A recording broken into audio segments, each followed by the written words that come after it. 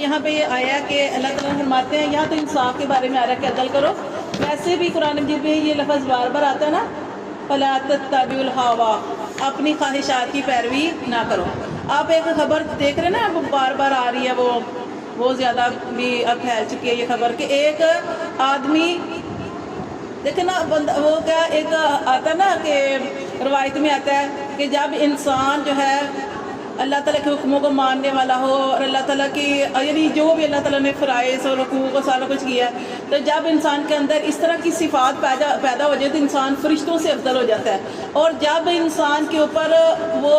شیطانی وسوسے اور شیطانی چیزیں غالب آ جائیں تو انسان جانوروں سے بھی بدتر ہو جاتا ہے۔ ٹھیک ہے، اب یہ ہے کہ ایک جو خبر چل رہی ہے آج کل نا، کہ ایک آدمی اس نے کیا کیا ہے کہ پورا اس نے یہ جو کتے کا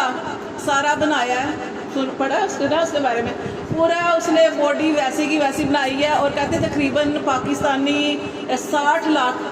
کی وہ بنی ہے، اور اس کا شوق تھا کتا بننے کا۔ دیکھیں اللہ نے انسان کو انسان بنایا ہے، لیکن اسے خواہش تھی کہ وہ کتا بنے اور کتوں میں پھرے۔ اس نے پوری یہ باڈی بنائی ہے سیم ویسی ہی جیسی کہ کتوں کی ہوتی ہے، سیم، اور ہاں، اور وہ ویسے ہی پھر اس نے وہ پہننا ہے، اور وہ کتوں کے درمیان، اور کتے بھی اس کے پاس آ رہے تھے، شاید انہوں نے بھی نہیں جانا، کسی نے رسی بھی پکڑی ہوئی ہے، سارا میں نے اس کو دیکھا نا، تو وہ بڑی آج کل خبر جو وہ چل رہی ہے نا، تو وہ اتنا وہ کہہ رہے تھے کہ دیکھیں کتنا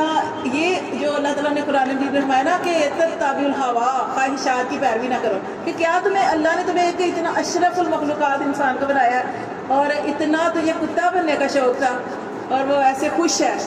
ویسے خوشی خوشی سے جب اس نے یہ وہ باڈی پہنی ہے اس کی، تو سیم وہ کتوں کے اندر کتے بھی اس کے پاس آ رہے ہیں، اور وہ بھی بڑا خوش ہے کہ